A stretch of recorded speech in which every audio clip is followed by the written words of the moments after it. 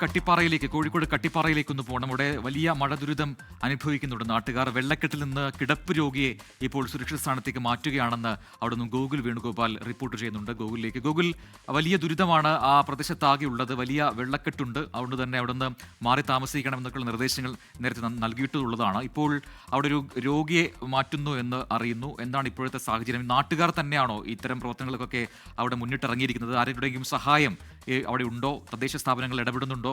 ജില്ലാ ഭരണകൂടം ഇടപെട്ടിട്ടുണ്ടോ?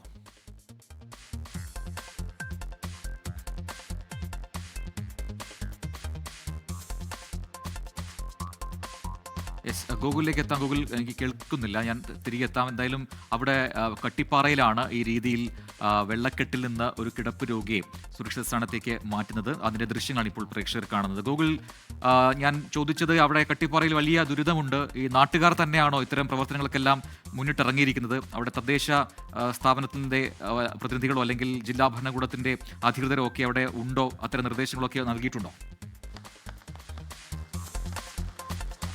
തഹസീൽദാരും പഞ്ചായത്ത് പ്രസിഡന്റ് ഉൾപ്പെടെയുള്ള ആളുകൾ നേരത്തെ ഇവിടെ വന്നിരുന്നു. ഇവിടെ വന്നതിന് ശേഷം സ്ഥിതിഗതികളൊക്കെ വിലയിരുത്തിയതിനു ശേഷമാണ് നാട്ടുകാരെ ഇവിടെ നിന്ന് മാറ്റണമെന്ന ഒരു തീരുമാനമുണ്ടായത്. അതിന്റെ അടിസ്ഥാനത്തിൽ നേരത്തെ പഞ്ചായത്ത് കമ്മിറ്റി ഓഫീസിൽ യോഗം ചേരുകയൊക്കെ ചെയ്തിരുന്നു. 21ഓളം വീടുകൾക്കാണ് രാവിലെ ഉണ്ടായിട്ടുള്ള അപകടം ഭീഷണി ഉയർത്തുന്നത്. അതിന്റെ പശ്ചാത്തലത്തിൽ കിടപ്പ് രോഗികളായിട്ടുള്ള ആളുകളെയൊക്കെ ഇവിടെ നിന്ന് മാറ്റിപ്പാർപ്പിക്കുന്ന ദൃശ്യങ്ങളാണ് നമ്മൾ കണ്ടത്.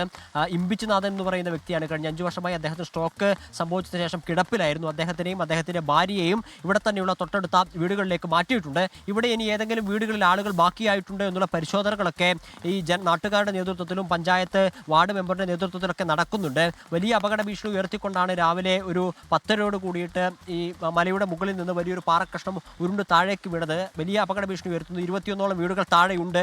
അതിനാൽ തന്നെ ആ വീടുകളിൽ നിന്നുള്ള മുഴുവൻ ആളുകളോടും മാറി താമസിക്കാൻ വേണ്ടി പറഞ്ഞിട്ടുണ്ട്. ബന്ധുവീടുകളിലേക്ക് ഇന്ന് പോവുക, പിന്നീട് നാളെ മുതൽ താൽക്കാലികമായി ഒരുക്കിയിട്ടുള്ള ക്യാമ്പുകളിലേക്ക് മാറുക എന്നൊരു നിർദ്ദേശമാണ് നൽകിയിട്ടുള്ളത്. അതോടൊപ്പം തന്നെ പരിശോധന കർശനമാണ്. ഈ ഭാഗത്തേക്കുള്ള പ്രവേശനമൊക്കെ നിരോധിച്ചിട്ടുണ്ട്. നമ്മളിപ്പോൾ ദൃശ്യങ്ങളിൽ കണ്ട വീടുകളിൽ കഴിയുന്ന ആളുകളൊക്കെ ഇവിടെ നിന്ന് മാറി താമസിക്കേണ്ടതാണ്. 6 മണിയോട് കൂടിയിട്ട് ഈ മുഴുവൻ ആളുകളും ഇവിടെ നിന്ന് മാറുമെന്നാണ് പഞ്ചായത്ത് പ്രസിഡന്റ് പറഞ്ഞത്.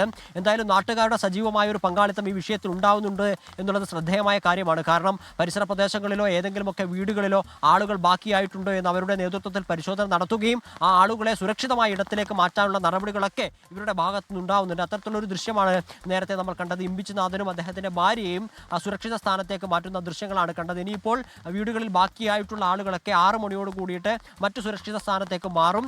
ക്യാമ്പ് എന്തായാലും ഒരുക്കിയിട്ടുണ്ട്. നസ്രത്ത് സ്കൂൾ എന്ന് പറയുന്ന UP സ്കൂളിലാണ് ക്യാമ്പ് ഒരുക്കിയിട്ടുള്ളത്. അങ്ങോട്ടേക്കോ അല്ലെങ്കിൽ ബന്ധുവീടുകളിലേക്കൊക്കെ മാറും. എന്തായാലും വലിയൊരു അപകട ഭീഷണി കൂടി ഉണ്ട്. കാരണം പാറ മുഴുവനായിട്ടും താഴേക്ക് വന്നിട്ടില്ല. അതിൻ്റെ ഭാഗം ഇപ്പോഴും മുകളിൽ തന്നെ നിൽക്കുന്നു. മഴ തുടർച്ചയായി പെയ്തുകൊണ്ടിരിക്കുന്നു. മഴയിലൊക്കെ കഴിഞ്ഞ 4 ദിവസമായി ശക്തമായ കാറ്റും മഴയും ഒക്കെ പെയ്യുന്നുണ്ട്. അതിനാൽ തന്നെ അപകട ഭീഷണി ഉണ്ട്. അത്തരത്തിലുള്ള പ്രശ്നങ്ങളൊക്കെ മുന്നിൽ നിർത്തിക്കൊണ്ട് തന്നെ ക്രിയാത്മകമായ ഇടപെടൽ അധികൃതരുടെ ഭാഗത്ത് നിന്ന് ഉണ്ടാവുന്നുണ്ട് എന്ന് നിസ്സംശയം പറയാൻ സാധിക്കും. പ്രജൻ, ഗോകുൽ കെ വേണുഗോപാലാണ് വിശദാംശങ്ങൾ നൽകിയത് കോഴിക്കോട് നിന്നും.